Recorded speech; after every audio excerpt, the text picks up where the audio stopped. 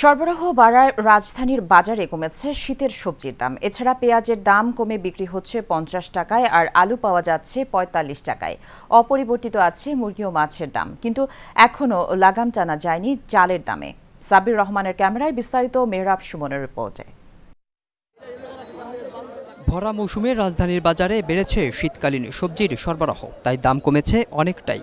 খুচরা বাজারে ফুলকপি প্রতি পিস 25 টাকা, 1 কেজি সিমের দাম 30 টাকা, এছাড়া বেগুন মিলছে 40 টাকায়। কিছুদিন আগে সেঞ্চুরি হাঁকানো আলুর দর কমে এসেছে 45 টাকায়। টমেটো বিক্রি হচ্ছে প্রতি কেজি 70 টাকায়।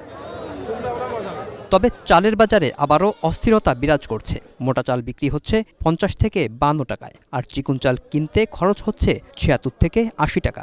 স্বাভাবিকভাবে শীতকাল আসছে, যেহেতু কিছু সবজির দাম তো একটু কমে আসছে, এটা আমি নিজেও দেখতে পাচ্ছি। ব্রয়লারটা 220 টাকা 30 টাকা, আর সোনালি 370-80 এরকম। রুই মাছ হলো আপনার যে বড়টি 300 টাকা, আর এই শুরুটি হলো 280, তেলাপিয়া হলো 200, কাতল হলো 250। এদিকে আবারও বেড়েছে মুরগির দাম। বাজার ভেদে বিক্রি হচ্ছে 200 থেকে 220 টাকায়। মাছের দরও হাতের নাগালে আছে। দাম বাড়ার পর বাজারে কিছুটা বেড়েছে বোতলজাত সয়াবিন তেলের সরবরাহ। চালের দাম বেশি, আপনি চাল বিভিন্ন কয়েকটা কোম্পানি আছে, এটা মনে করেন দাম বাড়েছে, যেমন মোজাম্মেল, মঞ্জুর, তারপর আকি, স্থির, কেজিতে 5-6 টাকা বাড়াইছে, মানে বস্তা 300 টাকা।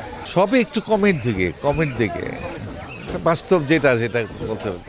এদিকে বাজারে গরু ও খাসির মাংসের দাম অপরিবর্তিত রয়েছে।